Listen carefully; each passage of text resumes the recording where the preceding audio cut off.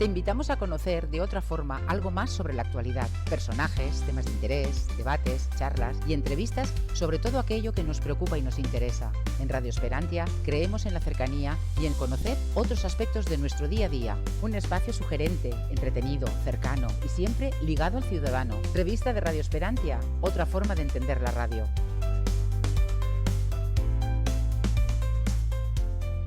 Hola, ¿qué tal? Muy buenas. Bienvenidos a una nueva entrega de este Tu Programa, o uno de ellos en radioesperantia.com, la revista de Radio Esperantia, este rincón dedicado a la cultura que tenemos para que creadores, músicos, escritores, divulgadores, filósofos, creadores de instrumentos, que hemos tenido algún luthier también, pues tengan cabida y nos ofrezcan pues lo último que están presentando, creando, etcétera, etcétera, o publicando.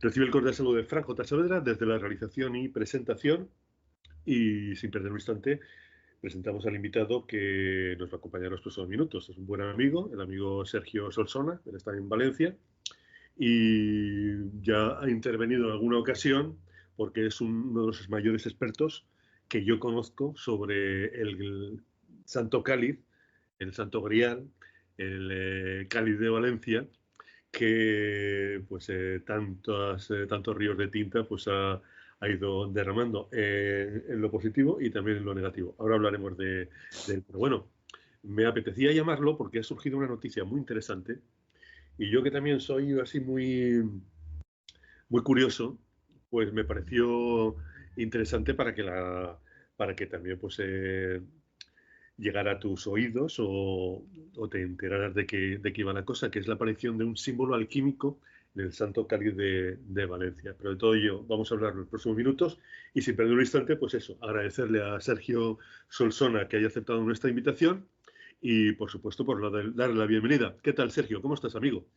Hola, muy bien, Fran. Encantado de estar aquí con todos los oyentes y contigo. Que hace tiempo que estuvimos hablando porque había publicado un libro que lo tienes en Amazon también la entrevista en radioesperantia.com merece la pena. De todas formas habrá un enlace a esa intervención de Sergio que además viene mucho para hilvanar unas cosas con otras. Y bueno, vamos al kit de la cuestión. ¿Dónde aparece este símbolo alquímico? ¿Cómo aparece? Y un poco cuáles son las resonancias que ha tenido o lo que ha ocurrido a partir de este descubrimiento, Sergio. Pues la verdad es que es sorprendente, ¿no? que estudiando una inscripción que hay muy misteriosa en la base del Santo Cáliz. La base del Santo Cáliz, para los que no lo conozcan, pues está el Santo Cáliz, que es como un pequeño cuenquecito, una parte de oro, y en la parte inferior hay un platito, una especie de platito a la inversa que sirve de base. Pues en esa base hay grabado una inscripción en árabe cúfico, que es un tipo de escritura árabe en mayúscula. Bueno, pues es muy pequeñita, apenas un centímetro y medio, muy enigmática, que hace una inscripción árabe allí sobre la Santa Reliquia. Pues junto a ella hay una marquita mucho más pequeña que solo se pudo ver a través de unas fotografías en detalle, en la que aparece un triángulo invertido equilátero, que parece una muesca, como una muesca que ha sufrido la piedra, pero no, cuando te acercas te das cuenta de que está cincelada. O sea, sobre la piedra, que es una piedra de Calcedonia, se ha hecho esta pequeña marquita, ¿no? Este pequeño triangulito equilátero. Entonces, este pequeño triángulo equilátero es el símbolo alquímico que hace referencia al fuego y a la luz. O sea, sí, curioso. Que es muy curioso porque, claro, entonces, ¿cuál es el motivo de que esté ese símbolo allí? ¿Por qué no se borró ni tanto eso ni la inscripción en árabe? Porque eso se puede pulir, me explico, la piedra es muy finita, pero se podría de alguna forma, claro. Claro, si alguien hubiera querido hacerlo. Y es una cosa como tantas otras a las que no se le ha dado información al gran público, que se mantiene un poquito pues con miedo, porque, hombre, estamos ante uno de los objetos pues más más importantes de lo que es el culto católico, desde esa visión católica de que es reconocido por los papas como el Santo Cáliz, ¿vale?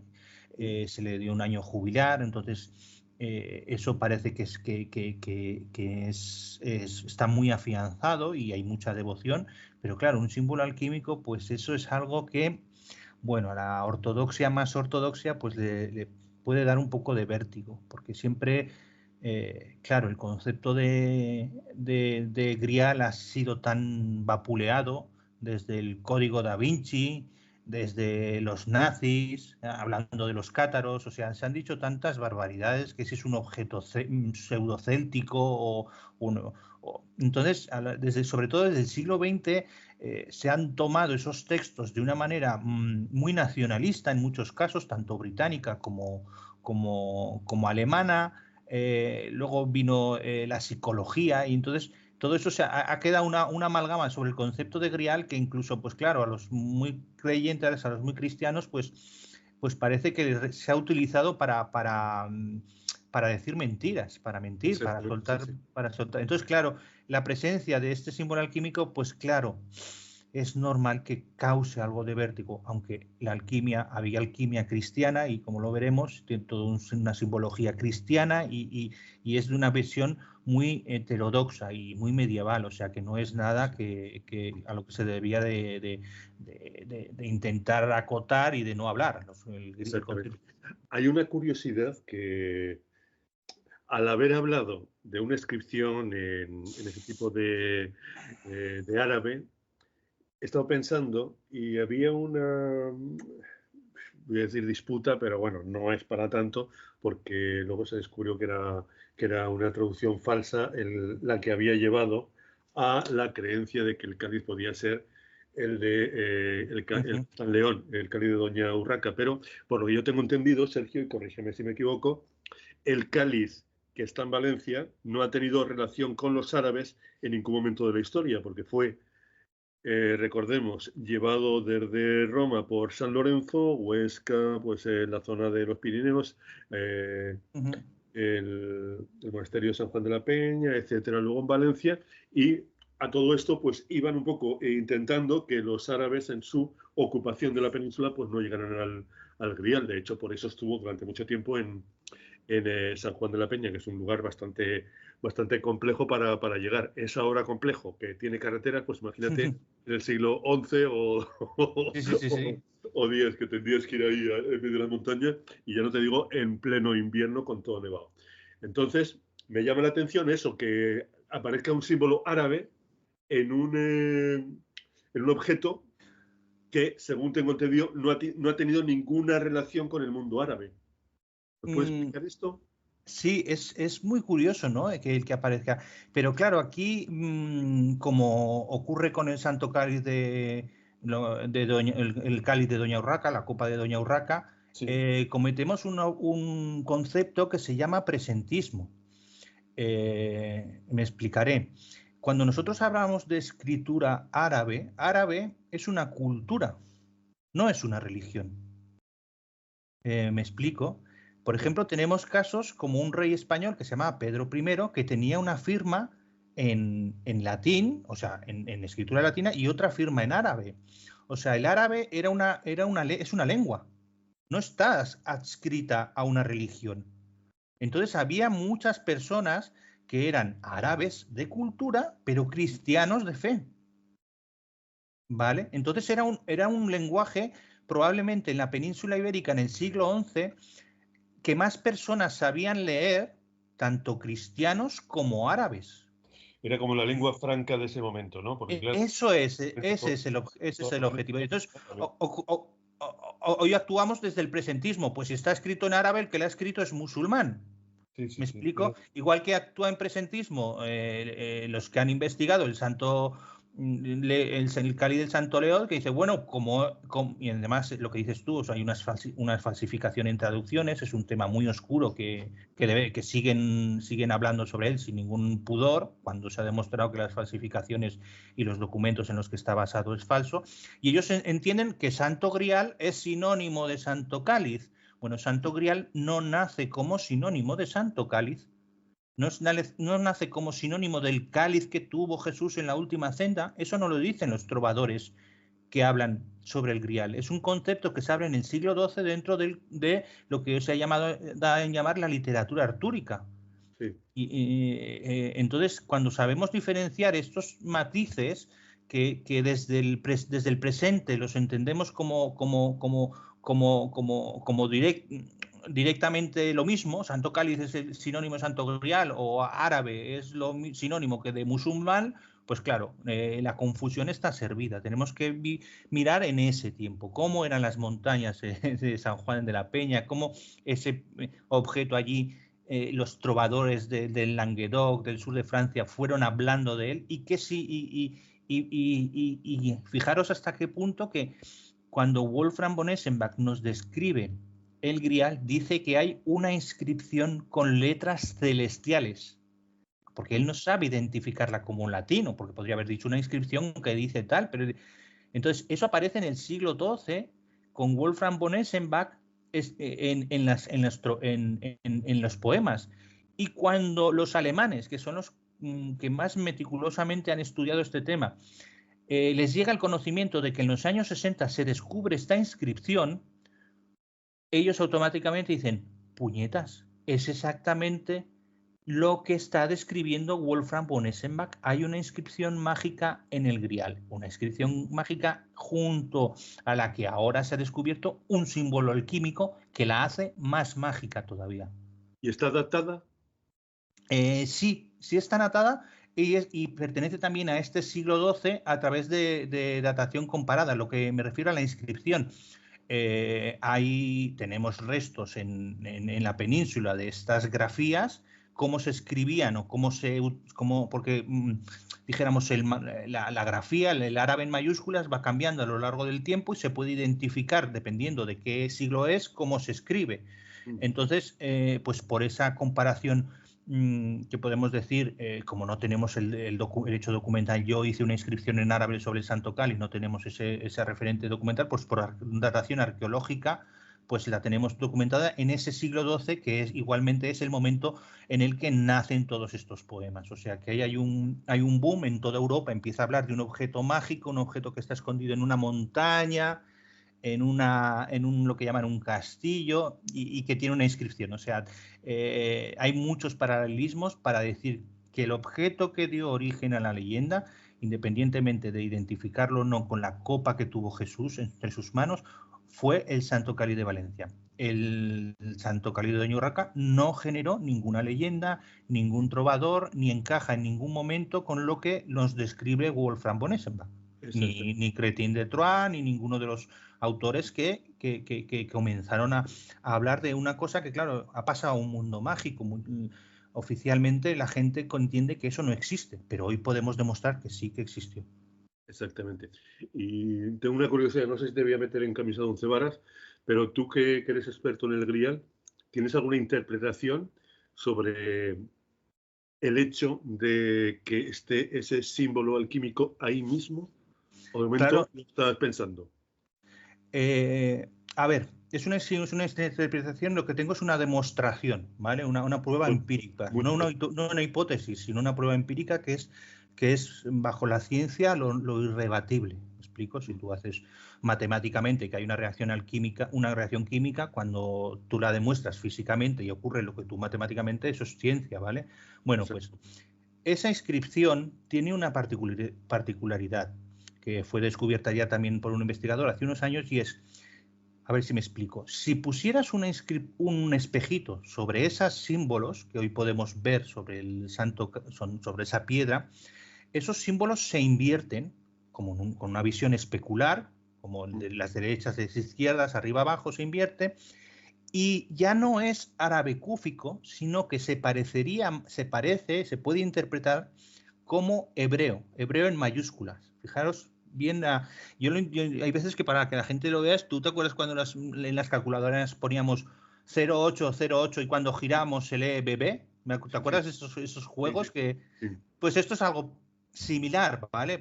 Muy a grosso modo, para que se entienda, porque yo tampoco entiendo, me tengo que basar en trabajos ratificados por personas que hablan en hebreo, por personas que hablan perfectamente en árabe y entienden eso. Entonces, esa inscripción en hebreo querría decir Yoshua Yahvé.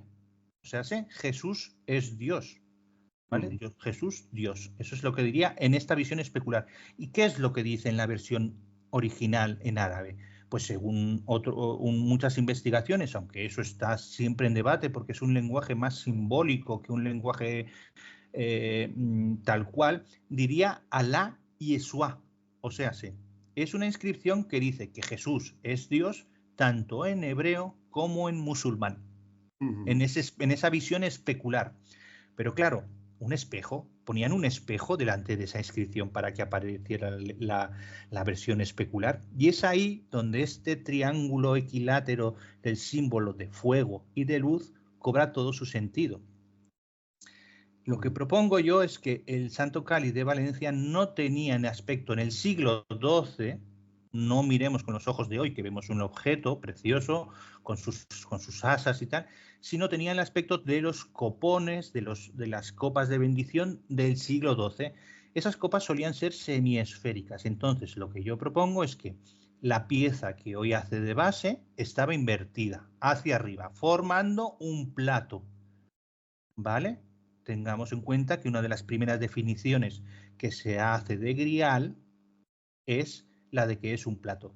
Y sobre ese plato, visualicemos, la parte que hoy hace de cáliz estaría invertida y formarían una semiesfera. O sea, sería un conjunto de las dos partes, tanto el plato en el que estarían las hostias consagradas como el cáliz que se presentaría junto, formando un todo. Por eso Wolfram von Eschenbach habla de una piedra que estaría brillando. Vale, pero ¿qué ocurre con la inscripción? La inscripción está en la parte convexa de ese plato. Entonces, cuando le demos la vuelta, esa inscripción pasaría a estar hacia abajo del plato. ¿Vale? Fran, ¿me sigues? Entonces, no sé, qué tontería. ¿Para qué se hace allí si no se puede ver? Bueno, pues, siguiendo los versos de Wolfram von Eschenbach, dice que esa inscripción aparece y desaparece ante la vista de los caballeros. Y además tenemos un símbolo alquímico, que es el de luz. Bueno, pues hemos podido comprobar en una réplica, en el original, pues yo creo que nunca se podrá hacer, por lo que digo, porque no quieren ni les da vértigo todas estas cosas. Cuando iluminas esta inscripción y pusieras una pantallita que haría como un poco de mantel, ¿vale? Porque hoy no podemos volver, y de hecho yo lo he hecho también con una pieza en la que invertí, la iluminé y la inscripción se proyecta sobre el mantel que suele estar sobre los altares y se proyecta y se amplía porque es convexa. No sé si lo visualizáis. Y la sombra de la inscripción se invierte y aparece el mensaje en hebreo de Jesús es Dios. Y si eso lo comparamos con los versos de Eschenbach, que dicen que hay una inscripción que no hace falta borrar la inscripción, nos dice así literalmente el poema, porque ella misma desaparece de la vista, esto es un efecto que el Santo Cáliz cumple a la perfección. Así pues, entre los versos que nos hablan de ese objeto mágico, que para los expertos no existen, porque hacía una cosa rara que tenía un mensaje que aparecía y desaparecía, si lo comparamos con la luz, poniéndole luz al Santo Cáliz, ese efecto se puede visualizar, se hace real. Entonces, ya no es una cosa que nosotros teoricemos que es el grial, sino que demostramos, en cuanto que esta prueba de alquímica con la luz, símbolo alquímico de luz, repito, de luz, de fuego, nos demuestra que estamos ante el objeto que dio origen a la leyenda. Ahora, que lo pongas en las manos de Jesús es un paso de fe, es un paso personal. Eso ya es individual, un camino individual, pero el que es el objeto, que ese objeto que dio origen a la leyenda es hispánico, esa leyenda nació en Hispania, nació en los Pirineos, eso lo podemos demostrar, cosa que ni el Santo Cáliz de León, ni las elucubraciones sobre María Magdalena, ni René Chatón, ni los celtas, nada de eso coincide tanto como este objeto.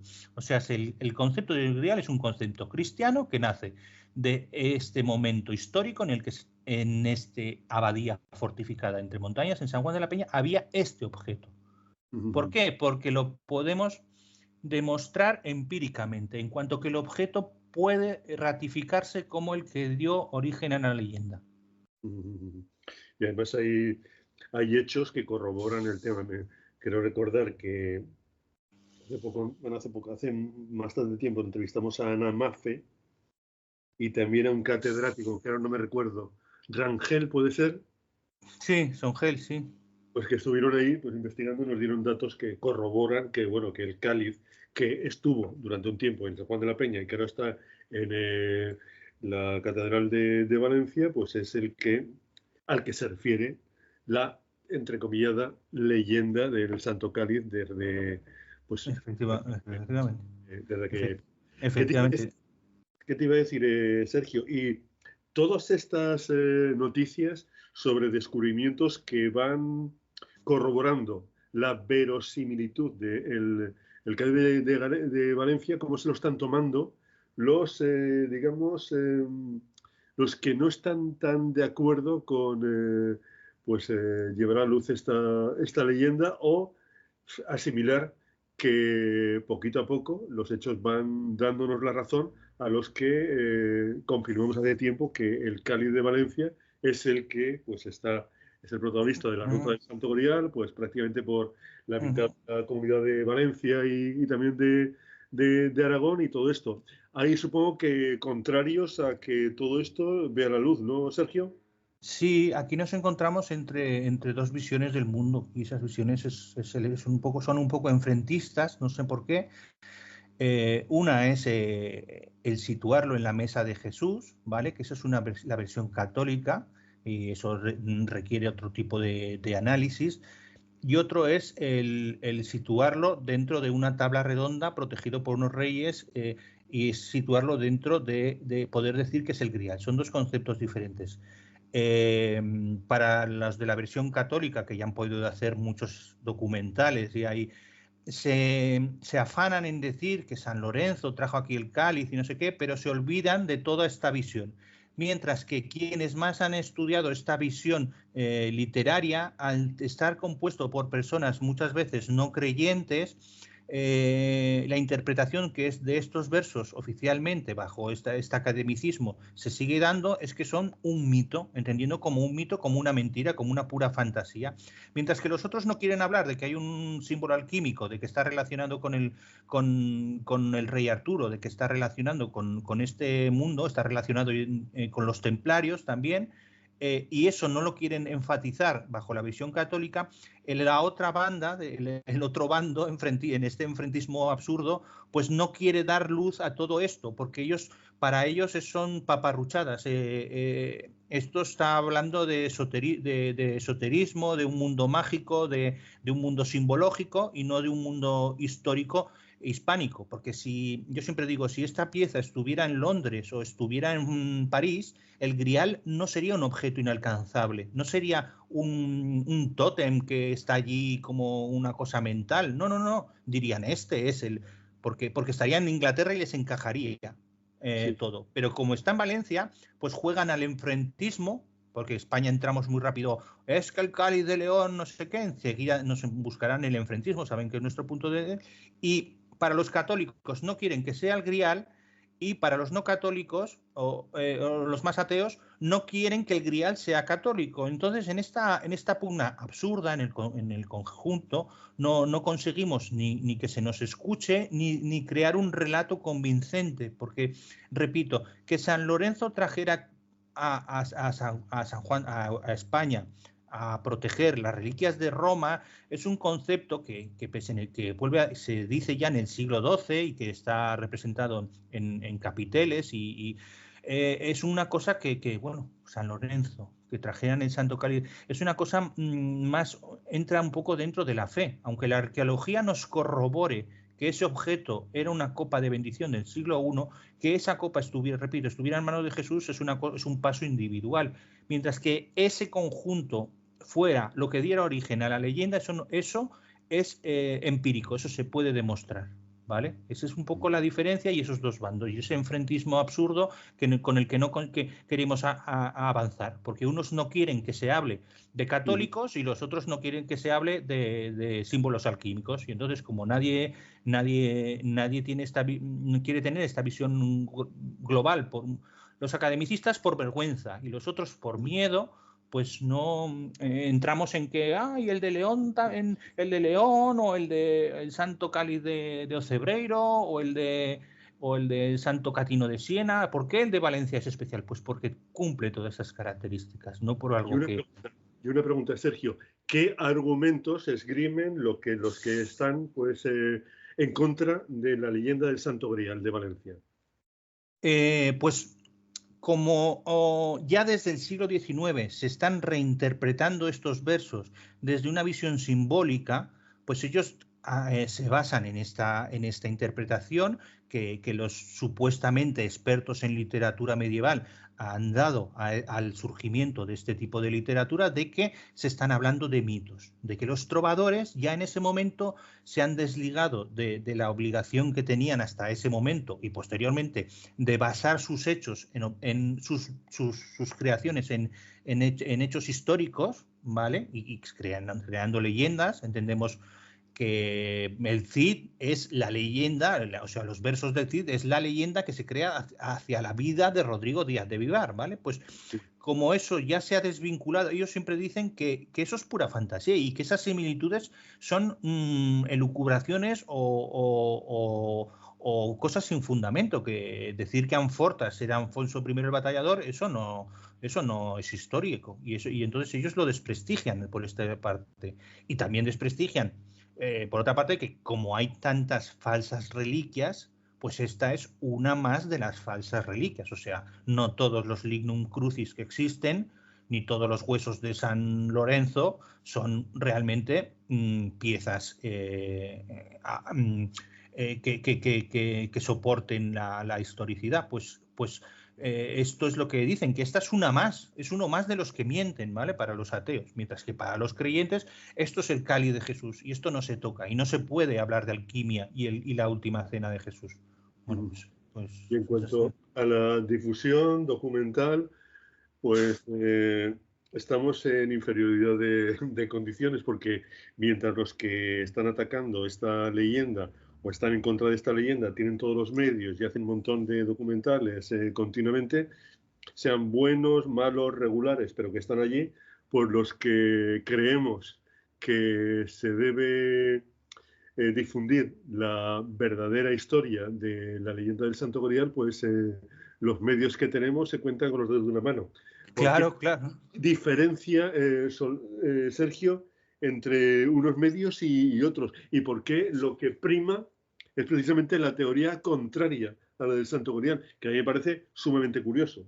Claro. Por ejemplo, sobre el Cáliz de León han hecho una película, una superproducción de Hollywood, dos documentales. Repetidamente salen, por ejemplo, ¿vale? Sobre esto sale, y lo mismo, y sobre la versión católica del Santo Cáliz de Valencia se han hecho 3 documentales, 4 documentales incluso, porque aquí prima el enfrentismo.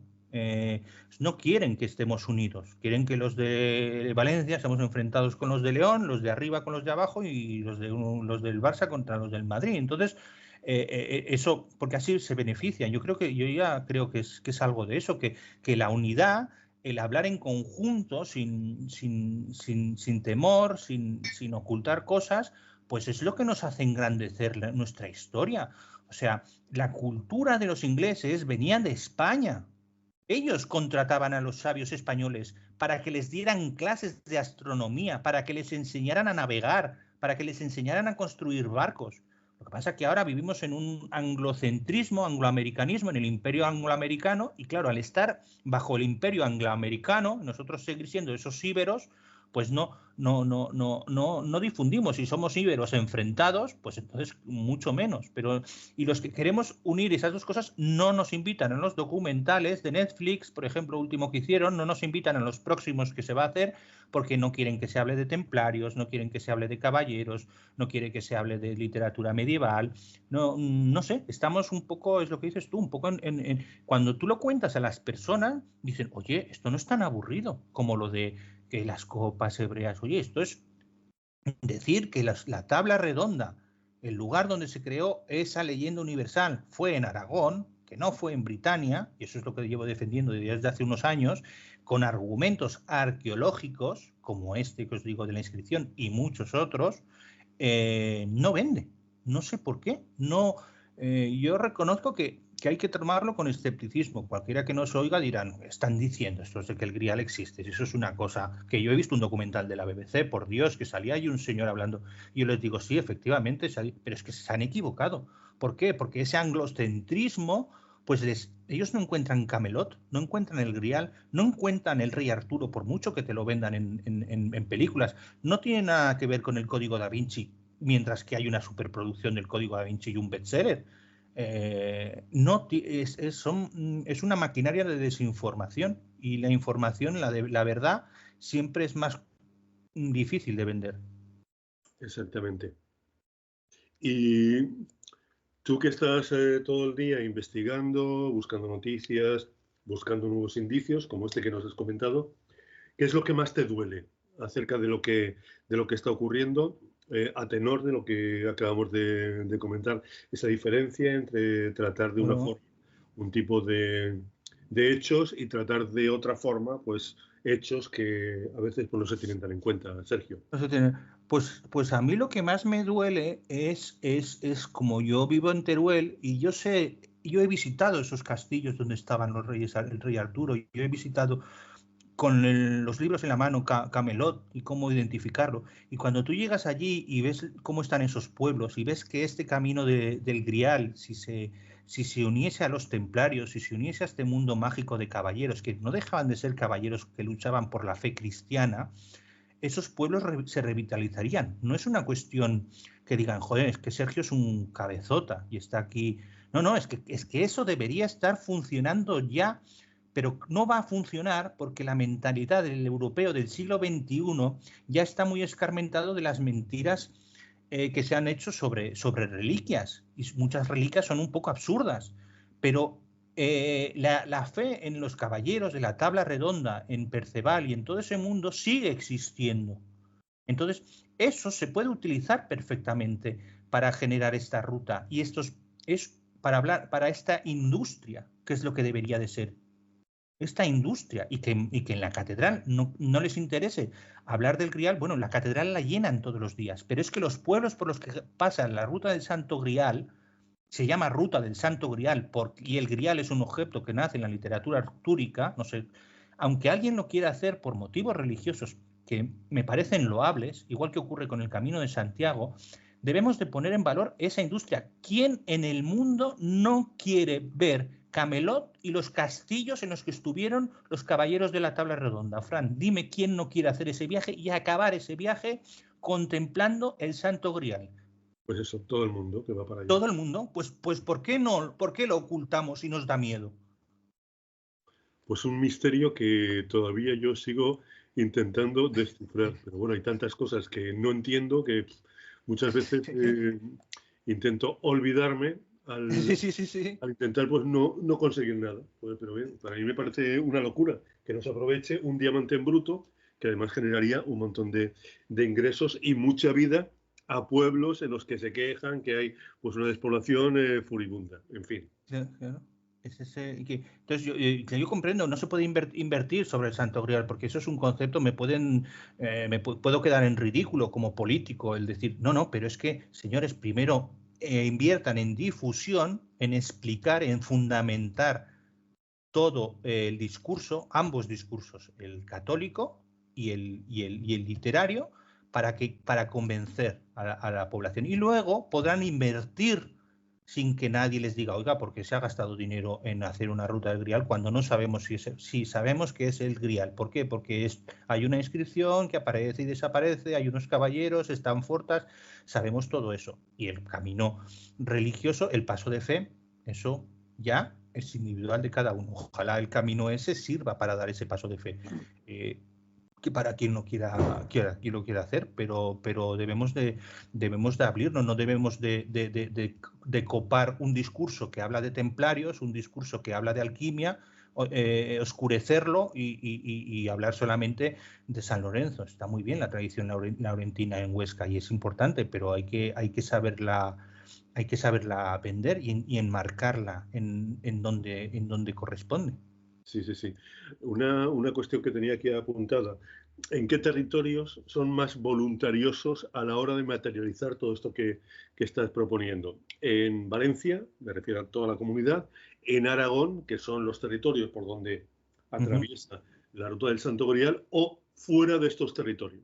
En León es donde han hecho el camino correcto, que es hacer una superproducción de Hollywood explicando con actores de primera, explicando su hipótesis, su falsa hipótesis, con traducciones, ya he dicho, con traducciones pero ese es el camino. Los que mejor lo están haciendo y los que han tenido un boom en visitas de San Lorenzo. Ahora San Lorenzo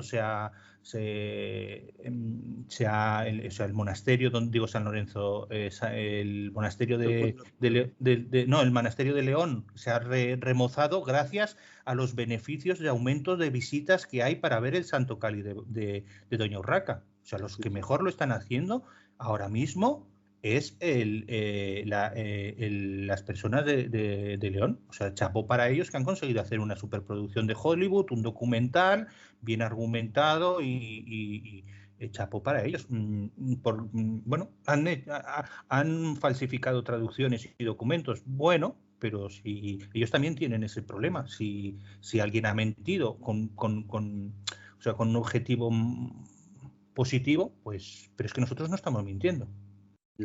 Nosotros tenemos todo corroborado y más o menos certificado.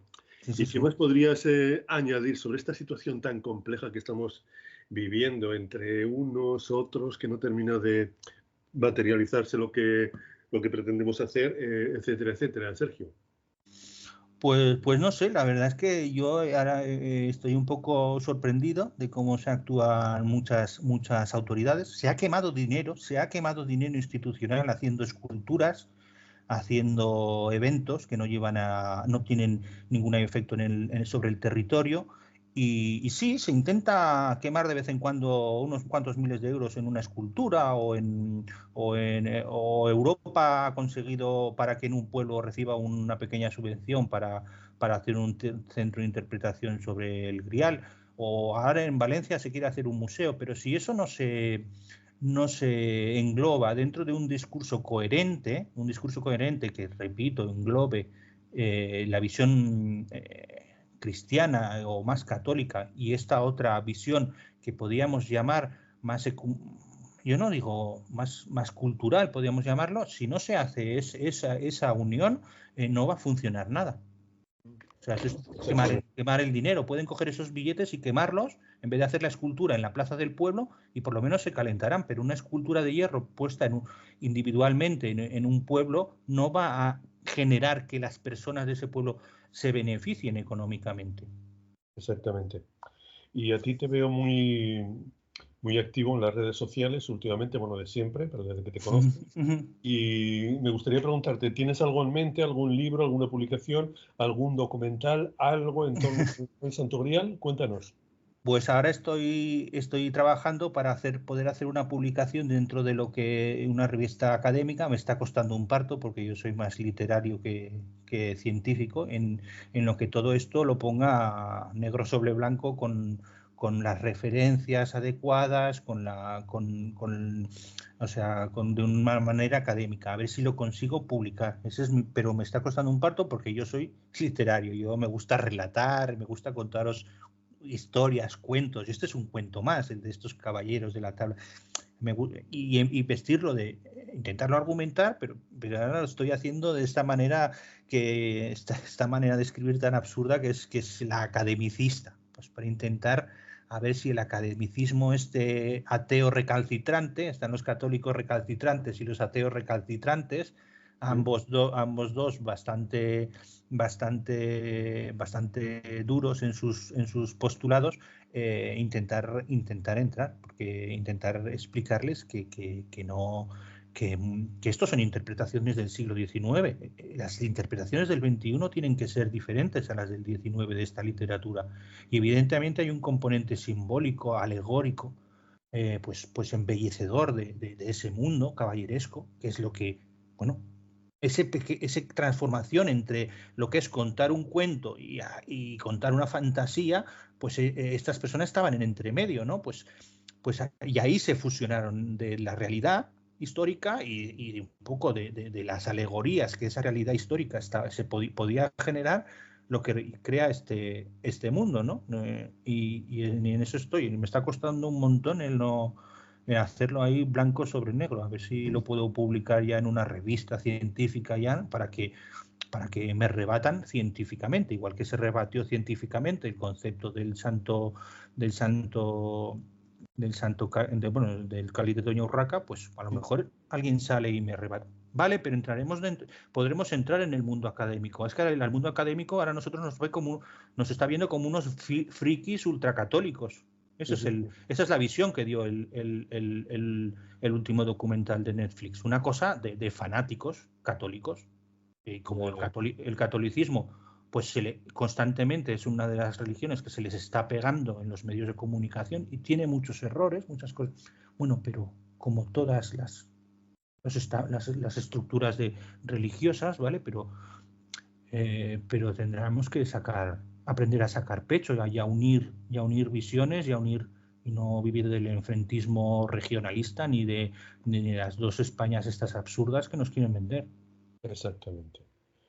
Pues Sergio, ha sido un verdadero placer de estar aquí comentando contigo las últimas noticias y no sé, los últimos comentarios y también incluso pues denuncias que quieres hacer sobre el tema del Santo Cáliz de Valencia o de la ruta del Santo Grial, etcétera.